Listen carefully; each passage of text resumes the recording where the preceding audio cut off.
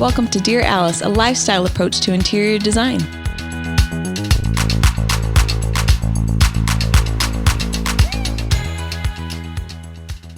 Hello, everyone. Welcome to Dear Alice. Today, we are talking about those upgrades for a builder basic home. You know what I mean? Like if you're getting ready to build a home, you're going to go with a big builder. He has a little center where you can pick out your paint and your countertops and your tile, and you only have a few selections. It's your Build-A-Bear. It is your Build-A-Bear. Build-A-Bear. So we are going to get into how, as designers, we would play the game, how we would build the bear. Or how we have, I guess, too. How we have played the bear. Yes, exactly. Played that system. We have. Custom taste, builder grade budget. Yes, we're going to teach you how to work the system here at Alice Lane. Yeah, we're excited. But first, I want to know from you guys, tell me about the first home that you owned or like really invested in. Corey, you want me to go first? Yeah. So in January of 2009, great time to buy. Right. I decided to buy a condo. Yeah, the economy was in the toilet. And I just watched I was 21 years old. I watched my investment just tank for like 2 years. And I was so stressed out. Can we just give you a big shout out that you were purchasing your first home at the age of 21? Thank you. Yeah. You should have a podcast. I know, right? It's impressive. Yeah. Financials with Corey Place. Yes. So that was very stressful. Yeah, it turns out I lived there until 2017. So good job. Kind of had to. A good run. Yeah. It was a good run. Yeah, it was good. And a lot happened in those. I had a bunch of roommates to kind of help subsidize that mortgage and all of that. You guys, Story Time with Corey Place, also another podcast, is so much fun. He had like the most colorful roommates. We always had like a good story he would walk into the office with. And I was just like, what did she's pregnant? Yeah. Because from like 2013 to 15 or something, we were like working in the design center together. Yeah. It's never a dull moment. I probably had like 10 roommates. All of them had something crazy happening going on. The one girl who was pregnant, who somehow got a fridge up 3 flights of stairs and into her room. And I was like, we didn't talk about it being a fridge being in your bedroom, but I guess it is what it is. So yeah. So that was my first investment, and it did okay. I don't know. If I could go back, I would do things differently, but you live and you learn. You know what I mean? Yep. Yeah. We have the stories. If those walls could write novels, I tell you what. Yes, exactly. Sell out. It wasn't actually an investment in my mother's property. I will say that. So when Tom and I got married in 2006, we moved into, my mom has an old, like 1911 home in Provo, Utah, which is like a college town. And there's 2 basement apartments. My grandma bought this as an investment property, like in the 70s. So yeah, her husband died. They used the life insurance money to buy properties in Provo because they lived in California in Huntington Beach. And so they bought all these houses with the hope that their children would come to the BYU. And it worked. They all did. And so my mom bought it from her, and there was 2 basement apartments, and then there was like a upstairs apartment. And they didn't ever call it the attic. I just thought it was cute to call it the attic. And so when we moved up to the attic, we lived there for a while, for 13 years with like a stint in downtown Salt Lake. We moved up here for a bit.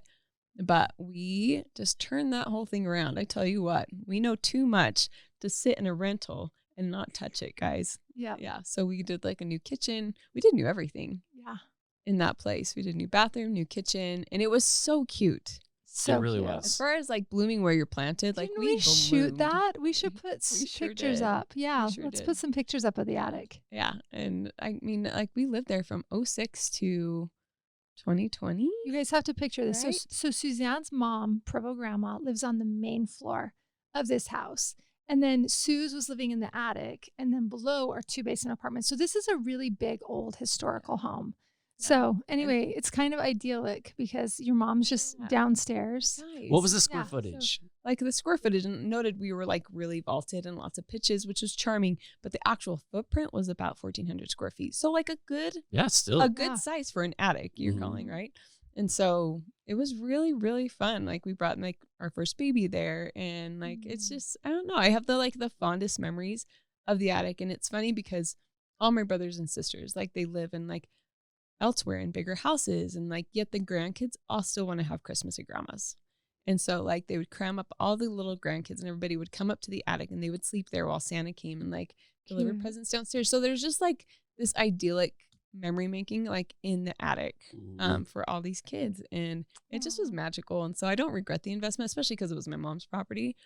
So now I've had like other nieces that have lived there, you know, and so I feel like it just keeps giving back. And so yeah, I didn't make any money off it, but yeah, but you bloomed where you were planted. Yeah. And it kind of, again, we talk about the store being our design laboratory. That was a design laboratory for me to learn things and for Tom and I to do a lot of projects together. And no, it's part of it's another chapter of the story, you know? So anyway, I loved it. I really loved our time at the attic.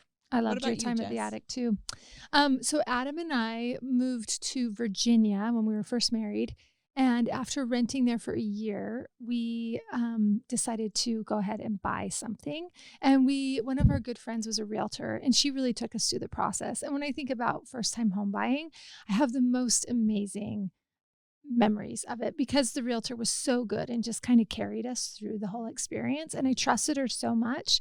And she would really let me know, like, if she would go for it on this or she'd hold on that. And she kind of big sistered us through it, but we bought an end unit townhome.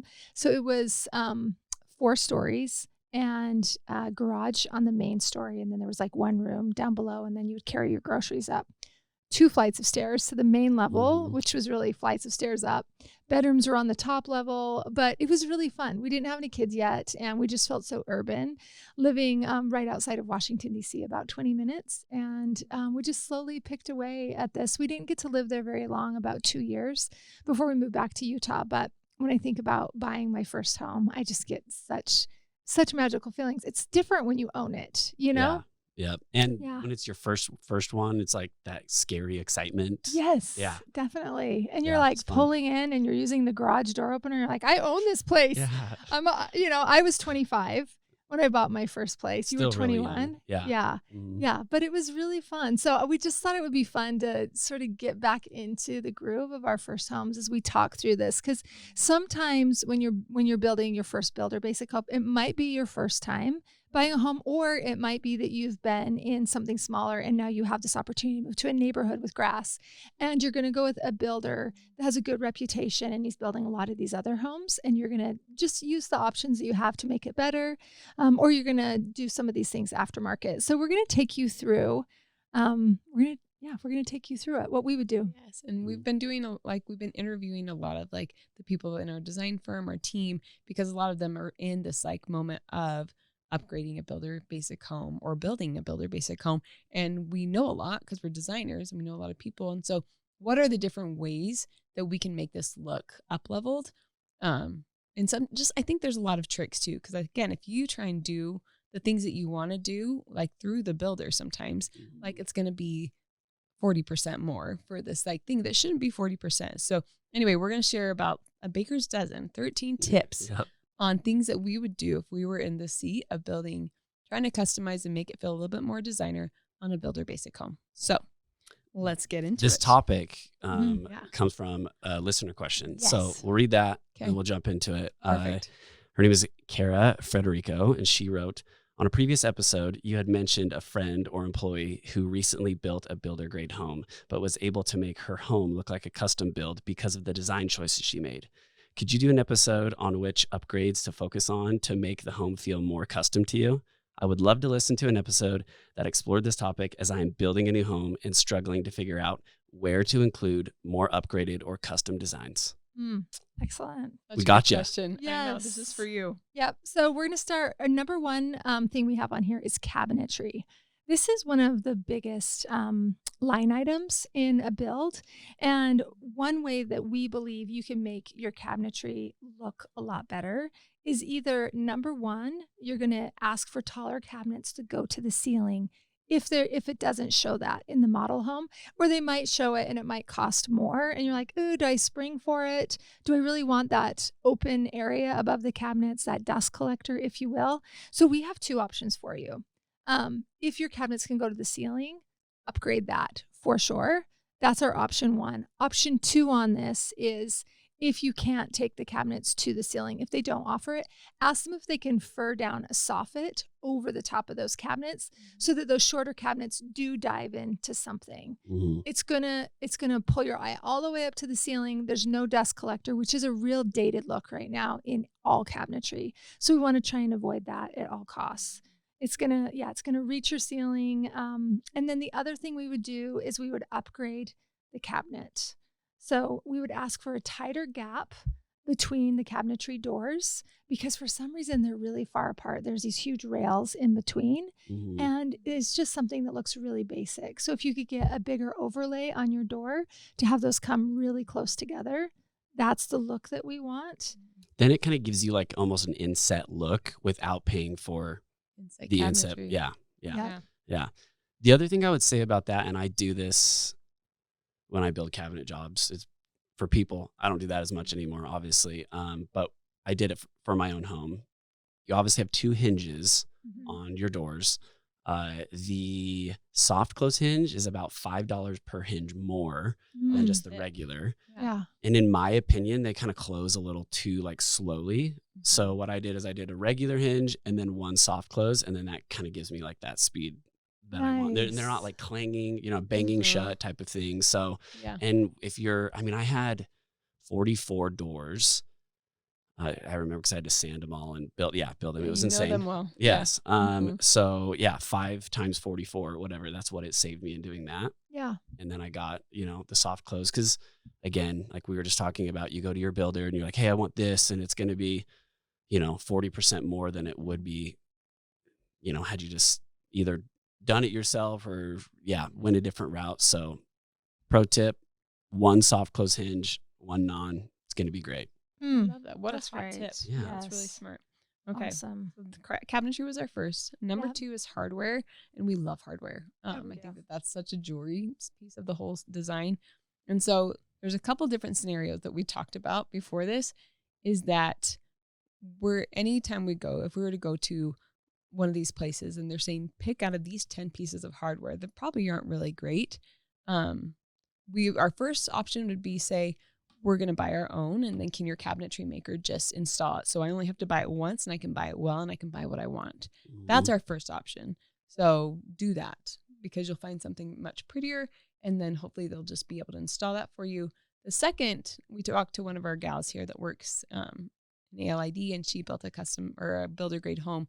But what she did, because she had to buy through them and she had to install something, she bought just the cheapest ledge poles that she could, like through them, just to get through inspection. And that way she wasn't drilling any additional holes for hardware that she didn't want, or back plates that she didn't want, or whatever. And so now she has the flexibility. Yes, she has the cheap ledge poles, but she can take those off, and it hasn't like ruined the front face of her frame, to then get the cabinetry hardware that she wants and drill the hole for the first time aftermarket on the hardware. But again, the first option would be, see if your cabinet maker can actually install pretty hardware the first time, get something that you want.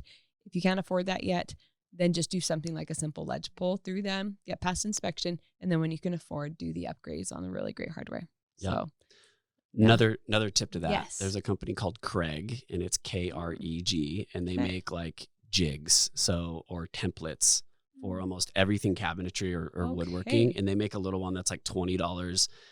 It's hardware drilling. What's a jig. It's like It's like you mock up a little thing out of wood to like sit it on the face of your drawer so that you can drill it in the same spot on every single drawer. Yeah. And it creates a template. Yes. So you can't screw up.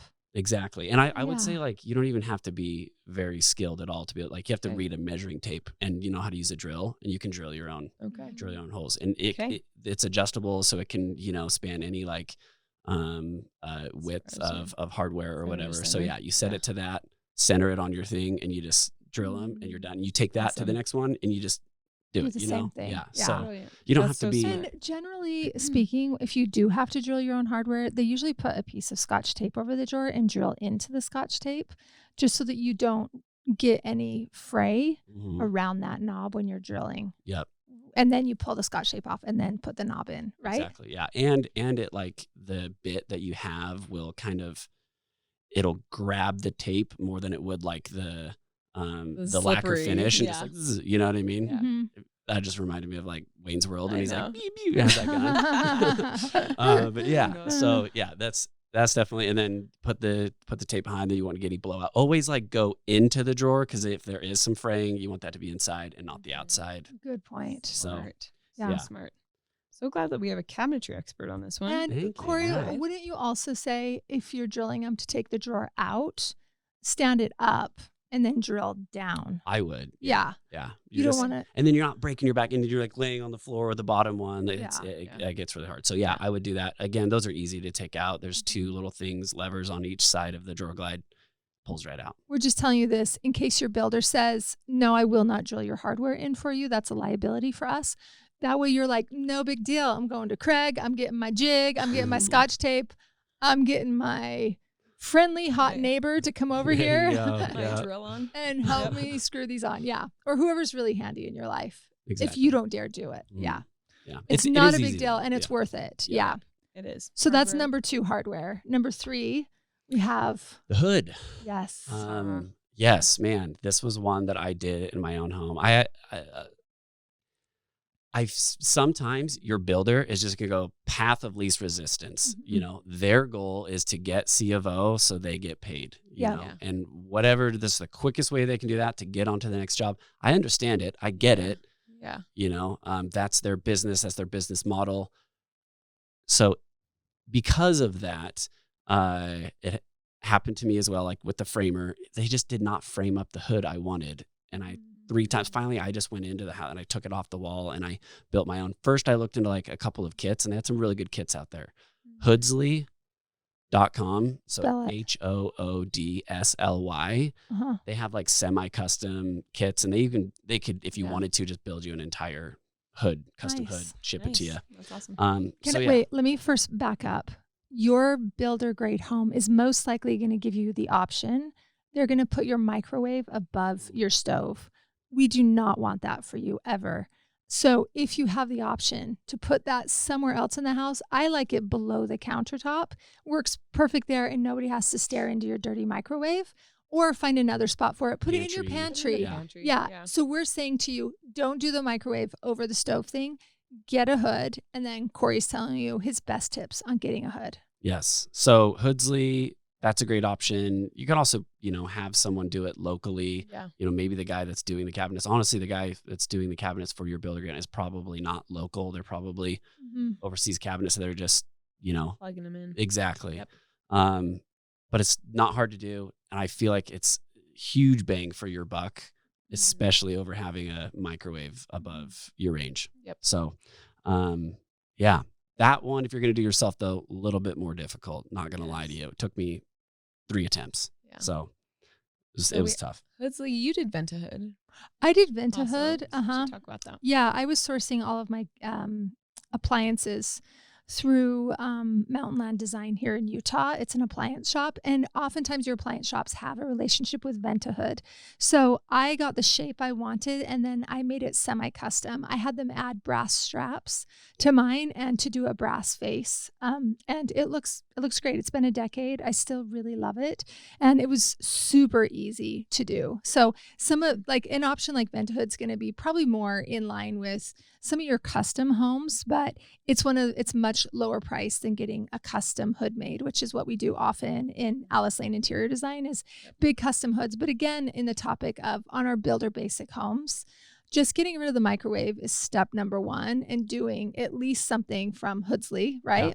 Or having your cabinet maker make a box, and then you can skin it in whatever you want. Vent-A-Hood would be a step up. This is an all stainless hood. It's going to give you that real culinary look in your kitchen. So another thing that I realized when I was, I was never even considering the microwave thing, but in the suite of appliances that I was purchasing, like the microwave was $1,100. So I was like, I'm just going to use the same microwave that I've loved, and I'm just going to throw that bad boy in the pantry so no one sees it. And then, I'm almost like, ahead at that point, because the insert that I got for the hood, like the fan itself, I think was like $600 or something like that. And then I, built the hood myself. It was a couple $100 to do that. So I was like, I feel like I'm ahead on this. So I guess that's a pro tip too, that you could use your existing microwave if you have one and just put it on a pantry counter. Yeah. Exactly. Yeah. I love that. Depending on, if you guys cook or not, maybe you do just strategically always microwave your food because you don't like cooking. So yeah, ours was bottles is what we were mostly using it for at the time. So I was like, it worked great. I know how many seconds. I was like, I'm not going to adjust to a new microwave. What is Yeah. this? No. Scalding milk for my babies. Exactly. Yeah. That's great. All right, countertops as our number 4, Jess. Yes. Okay. So this was great advice from Jessica that works for us in the design center. And she said what she did in her home that she just completed like a year ago was she had to go something from what the builder offered. And again, needed to get it done in time to pass inspection. So she knew she didn't want any of these countertops. Her hands were tied. She had to do something. So she said she just went with the very cheapest countertop that he offered. She said she did not want a backsplash because she knew she was going to put in a natural slab and then run the slab up the wall. So she was like, I don't even want to mess around with having to have a backsplash glued to my sheetrock because when they pull it off, it's going to damage the wall. So they just went cheapest Formica countertops installed, no backsplash. And then you can always repurpose that whole countertop when you pull it out of your kitchen. Maybe you're like, you know what? I'm going to grab some lower IKEA cabinets from IKEA and pop this old countertop on it in my garage and then use that as a workshop or just store stuff in it. We always have extra gear and whatnot. Or you could repurpose it in your basement, maybe in a food storage room or something. But that's honestly, put it on Facebook Marketplace as far as like if you're worried about it being like in a landfill. I think that there's obviously somebody might pick it up, repurpose it or sell it. Yep. Yeah, that's great. So I thought that was great advice because you know you want a slab anyway. So she was able to get exactly what she wanted. Like after she passed inspection, everybody left her house and she got what she wanted. And barely had to invest in anything because she got the least expensive. No, amazing. Yep. Okay, I love that. Okay, awesome. Anything else on countertop? No. Okay, and then you can do also a custom counter edge. Yes. It's more interesting.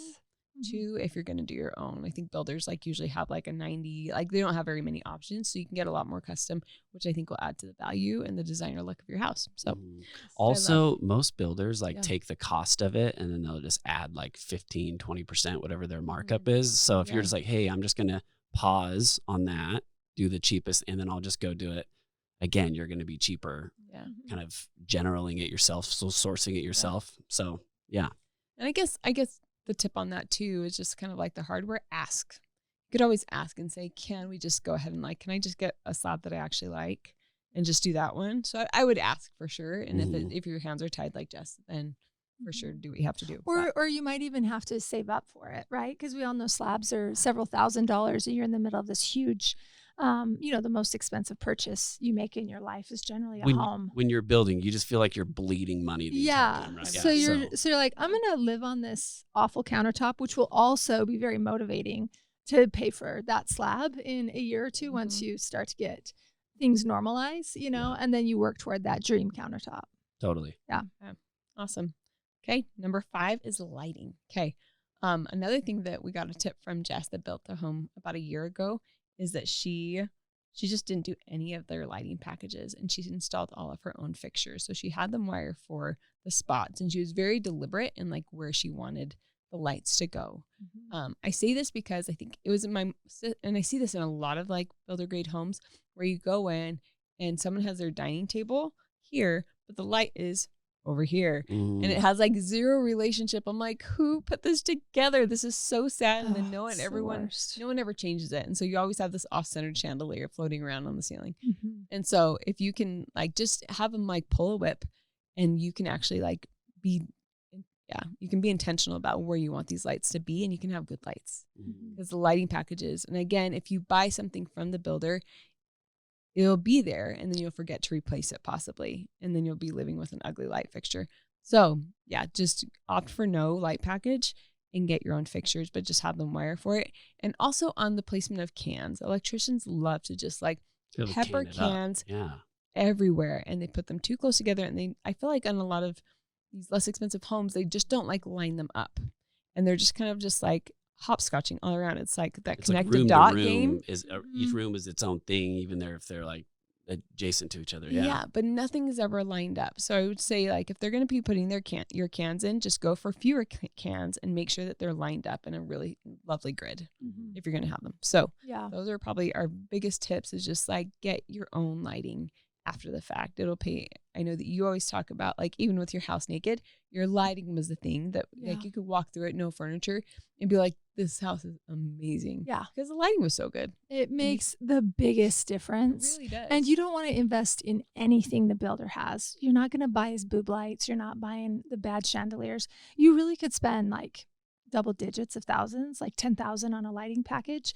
I think in a nice home today that we're doing, the lighting package might be like 80 grand to 100 grand for a custom home, getting really, really beautiful lighting throughout the home. So in a builder basic home, you might have like $10,000 or something. Do not spend their $10,000 on their bad lighting. You keep that, you pocket that, you put it into something else in the home, and then you just spend your own $10,000 wisely, and then you can add to that as you want to put more lights in the home. And Totally. Then you get to center your dining room light over your dining table. Yes. Yeah. Kudos. I was just going to say, you mentioned pulling a whip. Yeah. We've said this before in the podcast. I think it's worth saying in this episode itself. Pulling a whip is like basically just the electrical cables that come out. And then if you don't attach that to a J-box up in the ceiling or the wall, wherever it is, it's movable, to an extent. Yeah. So you have you don't have to be exact, you don't have to give an exact measurement of where that light's going to be, which is also really scary when someone's like, hey, there's no sheetrock. We need to but then you're like, oh, I need to figure out where this table is going in conjunction with the light and everything.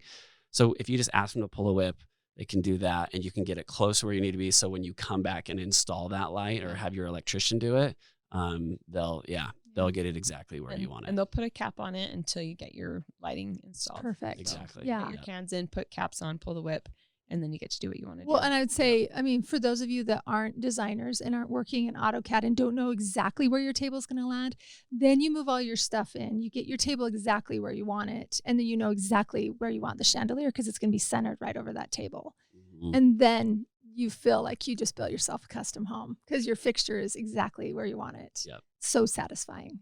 Yeah. And sometimes I think a lot of times when you go into these centers where they have a certain lighting package, you're going to be like, I like that one because it's the best of the worst, but it's still not great. Yeah. And I think a lot of us can get trapped with those beer goggles on, and we're like, that's good. It's clear. It's bronze, right? That's still okay. It could be worse. Right? It could be worse. Yeah. But if you're able to open yourself up to a broader library of beautiful fixtures that are inspiring you, you're going to be so happy with your house, and it will just pay you back in spades. And people will comment on your lighting all day long, and you get to live with it. Totally. You can even go vintage shopping and find some really cute little old fixtures for that powder bath, or you can get really clever with how you're going to use that. Let's say it's the $10,000. You're going to be able to find something really interesting that reflects your style and isn't that builder basic, yucky stuff that everybody's making a markup on. Yep. You're just going to find something that's uniquely you. And it's going to be really satisfying. My sconces above my fireplace, those are thrifted, and we just updated them with modern stuff and got grad shades. Custom shades. Yeah. And people are no one else can find it. So it's a great way to get a cool look. Yes. So good. Okay. Next is outlets. Think about the bare minimum for outlets, and then you're going to add more. They're gonna tell you how many outlets can go in places, but as you really walk through the home, you usually need to add outlets. Outlets are one of those things that I'll sit up in the middle of the night and be like, I need an outlet there because that's right where my KitchenAid's going to be, and I want that plugged in at all times. Or microwave in your pantry. They typically don't put outlets there, or that. If you're going to have like a Dyson stick, or any vacuum like that, you're going to want an outlet halfway up the wall or wherever you're going to hang that. So in every closet. Yeah, exactly. Speaking of closets, you in your primary closet, you'll probably want to be able to plug in your steamer, right? Yep. So you can hurry and steam a blouse, or you might need to be able to plug in a vacuum to vacuum your closet, or those hall closets, or just boards. Yeah. Or irons. Yeah. Yeah. I mean, you can even be as neurotic as measuring your vacuum cord to know how long that is, and make sure on plan you've got a place to plug that in. Sides of islands so you can plug in that mixer and make bread or whatever. Near your mantle so you can actually decorate for Christmas. Yes. Very important for your garlands. Yes. I actually like on the side of the mantle more than on top. Yeah. I know it used to be that we do on top, but then stuff always sits weird on top. Yeah, on the side is nice. And then just put it on one of those perpendicular little walls so you can plug it in. Yeah. Foliage kind of masks it. Awesome. Totally. I love that. Great. The next one is going to be the fireplace. Yeah. Sorry, were we moving on? I was going to say on Okay. your lighting, like your actual covers, your outlet covers, you did a quick upgrade to yours like after the market. Yeah. And you got the pretty, like the nickel. I just got mine from MTech, and in all of the prominent areas, I covered them with polished nickel plates. So all you see of the white plastic is just the heads where you plug into. And and then everything else is really pretty and metal. And they have lots of fun options today. So I think that that's a really nice upgrade to work toward if you don't do it in the beginning, but that maybe it's your set of entry switches, right next to the front door. Maybe it's in your family room or your living room where you're all gathering. So Powder that you want to make a little fancier. Yes. I think it's a great spot. This isn't on the list, but I would say like as an upgrade, like later on, also like your register covers, like can go on Signature Hardware or any of those. And just like these little upgrades, it's jewelry. It's again, additional hardware that like makes your house feel special. So in addition to light switch covers, outlet covers, I think registers are really fun too. I do too. Agreed. Love that. Okay. Fireplaces. Yes. We're going to say avoid the corner fireplace. Obviously, we've said that a million times. I don't know if I've seen a plan, like a newer plan lately, like where but I'm sure they exist. For sure. Sadly. Yeah. Splurge on a cast stone surround or mantle. That's going to pay you back, tenfold, I think, rather than like the small, like 5-inch deep, regular. You can't do anything. Yeah. Yeah. Like stick molding. Yeah. And it's going the to, worst. I even think honestly on an 8-foot ceiling, like those things look underwhelming. Yeah. It's like, they're so small. It's lower than I would like to have it. So yeah, I did it in my home. Again, I just kind of sourced it myself. I didn't leave that to the builder because A, I didn't want to pile a ton on them. And then B, I was like, I want to actually save the money. So I'll do the legwork myself. The builder, ended up helping me have someone install it and all of that. But it was great. And we still love it to this day. Well, like one of our favorite things that we put in our home. So I love that. It's a cast concrete too. So it's not like you're doing like real cast limestone, it's cast concrete. And anyway, they're so pretty. Remember my sister had the builder grade house out in Saratoga with the corner fireplace. Yeah. And boy, I had to work with that. But like we had such a glow up with her 8-foot ceilings and we did a cast and it looked so much better. Yeah. So much better. It just has architectural interest and grandeur, and it's such a focal point in a room that it deserves to be great. Yeah. If you, what would you say a cast fireplace costs today? I used to think it was about $2,000. Yeah, ours was $2,200. That was what was in my mind. About $2,200. So if you don't have, where you're starting, if you don't want to pay that, in addition to whatever the house is costing, because it won't be included. Maybe they'll take away the allowance they had for the finish work to put on this little tiny skinny pine mantle. That's one idea. If you can go over and above a couple $1,000s, if you can't, then it would be nice to be able to get something that is made from a finish worker that's at least 10 inches deep on top. Yep. I say 10 inches because you're going to want to put holiday decor or art up there, and those little tiny thin ones just don't do you any favors, and it really looks like that builder basic home. There's just some real dead giveaways. And you just want to get some depth into the room. It makes it a lot more interesting. And you could find a really pretty one on Pinterest or wherever. Just start collecting mantle photos. And then a finish worker who's there probably putting your closets together, who's putting your baseboards on.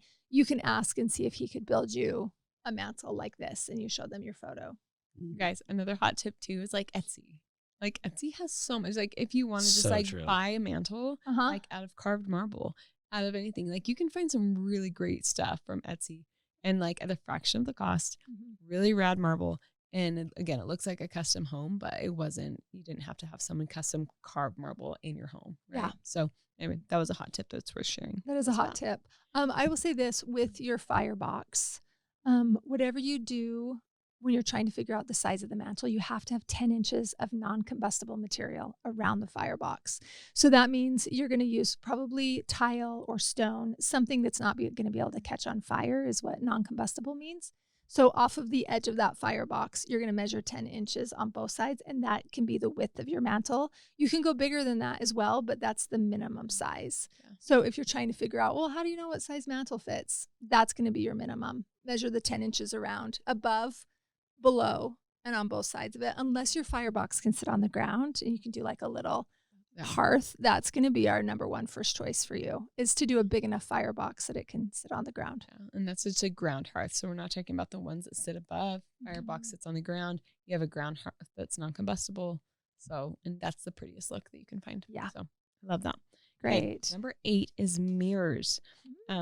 Most of these homes, like just the builder grade homes, just have like the stick mirror, where they just actually just get mirror. They stick it on there with tape. It ruins your drywall if you're going to replace it afterwards. They stick it on there with building tar.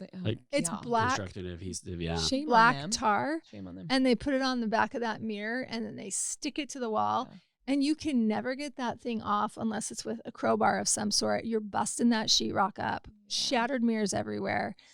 You do not want to deal with that unless it's like in some bottom bathroom that you don't ever care to invest in.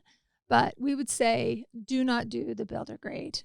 Yeah. No. Just skip it and get your own mirrors. It's going to make you look like you have a custom home. Yep. And then with your lighting package too, like again, with a lot of builder grade homes, they'll do that sticky tar mirror, and then they'll put like one bar light or something above it. Yeah. That's not good. That's going to make you look like you're in the Haunted Mansion at Disneyland. Yeah. You want light on both sides of you. So again, it allows you to really customize the size of your mirror with the right lighting. So again, come back aftermarket, be intentional about it. Bring in your own mirrors. Do not do the builder grade mirrors. Yeah. You want a sconce on each side of your face when you're getting ready. Yep. So you might have to pay an additional fee for electrical because, like she said, they're always going to just put a bar light above the mirror, which will give you Halloween face. Yeah. So you do not want that. If you need to do it, just don't do it in your primary bath because you got to protect yourself before you wreck yourself. Yeah. So true. The next thing is the accent wall. This is number 9.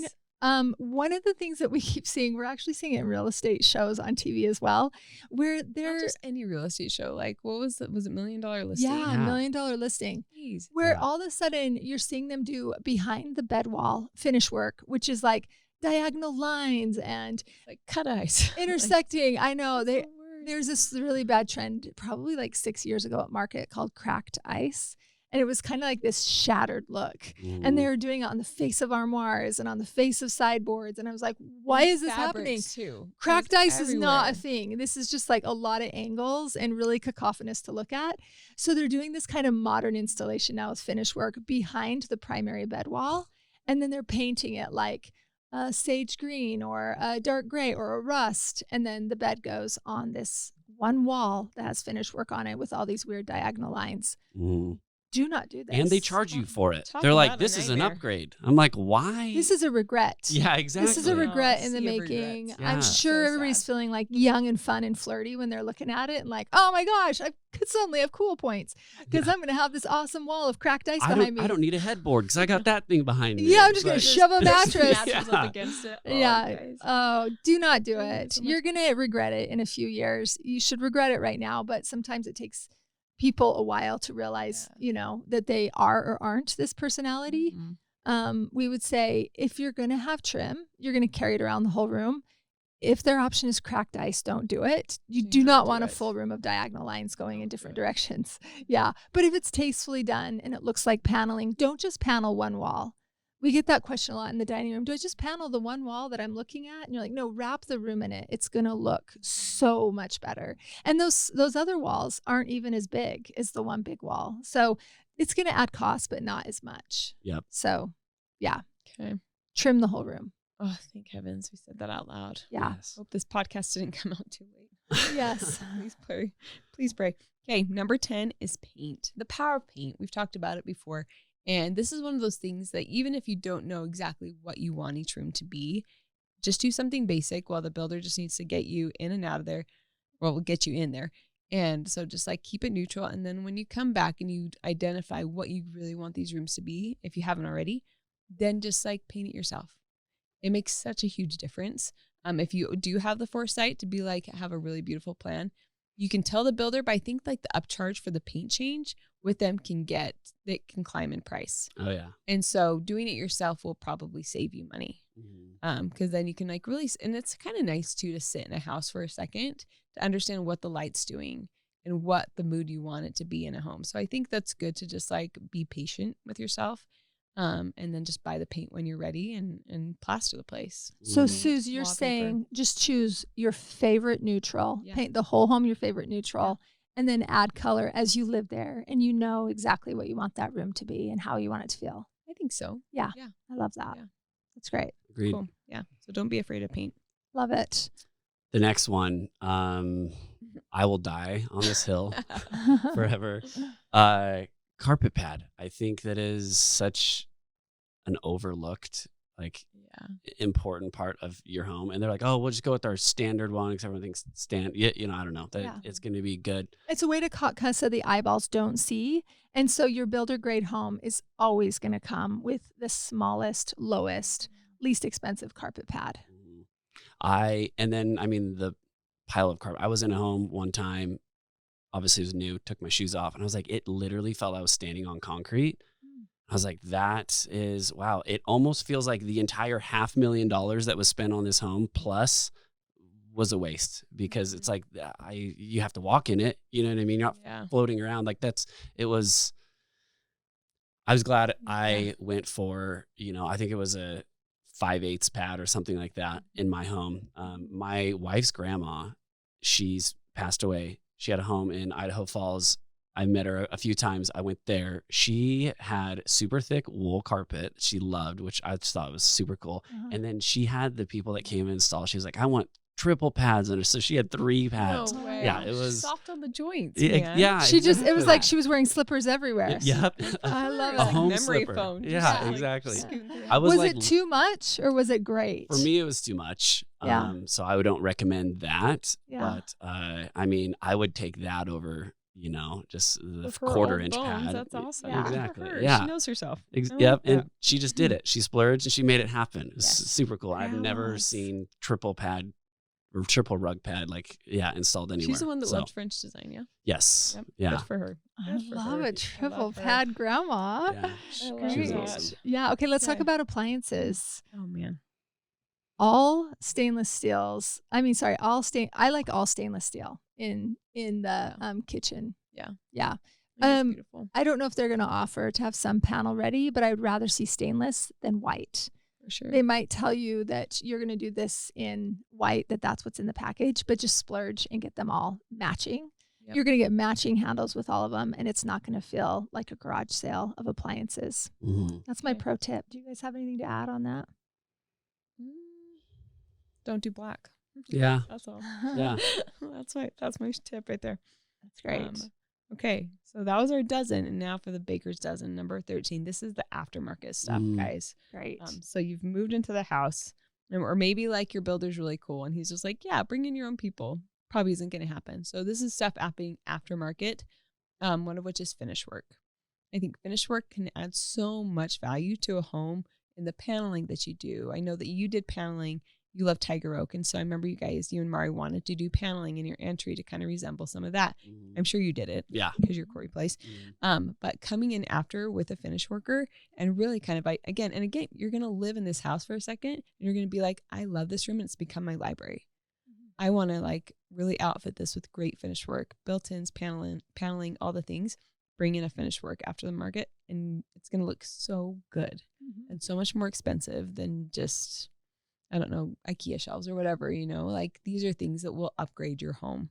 So finish work is a huge one. I think baseboards too. Yes. Is that what you're going to say? No, I was No. going to say, if you know where you want it done, but just can't afford it now, make sure to texture the wall accordingly. Ooh, good call. So you don't have to go back and retexture it. Will you speak Yeah. to that? Yes. Because So you're probably going to get orange peel yep. unless you request. I believe drywall texture is like in 1 through 4. They Levels. measure it, in 1 through 4, and 4 is the most rough, Yeah. and then 1 is the finest. Smoothest, Yeah, you're gonna want to do 1. It basically is just no texture at all, and so Yeah. when you put the slats on the wall to create the panel, you don't notice the texture of the drywall inside of that panel.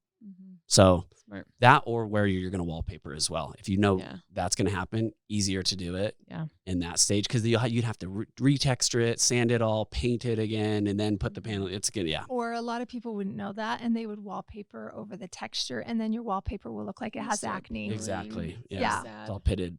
Yep. That's so sad. That's a good pro tip. I know that you had a little tip for your windows downstairs.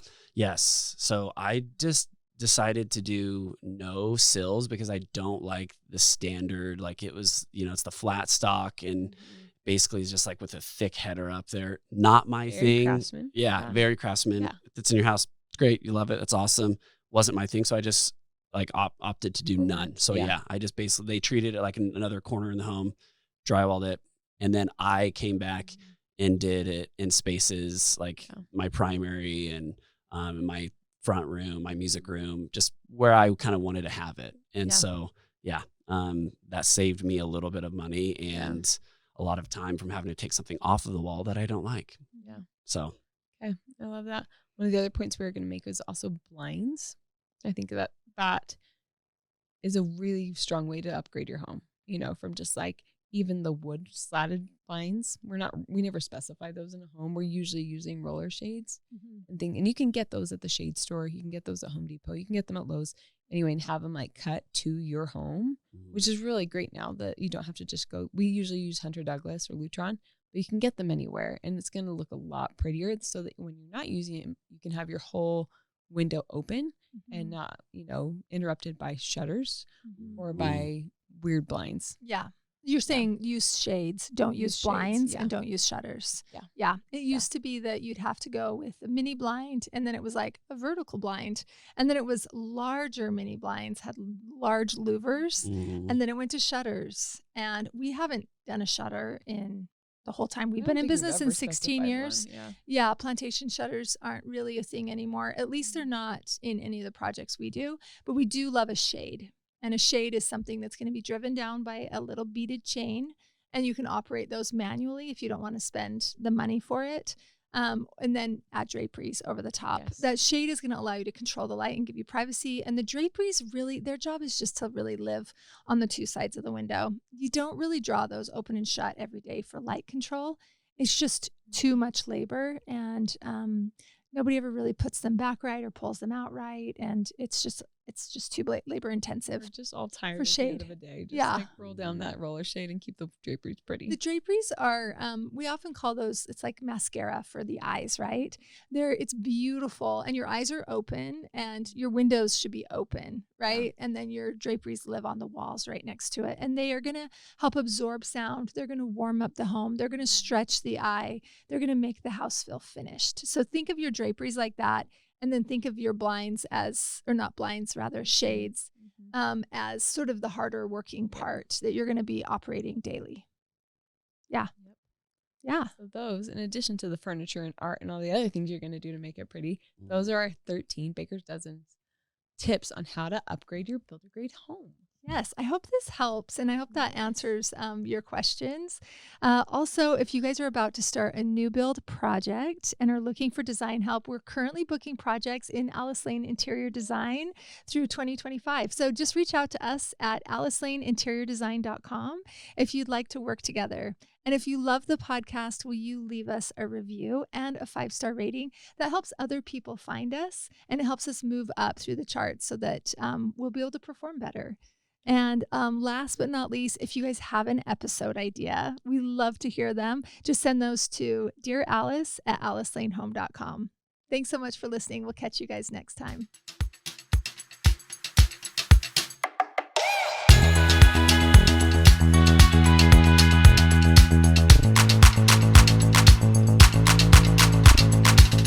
Hey, thanks for listening. If you like our show, please leave a 5-star rating.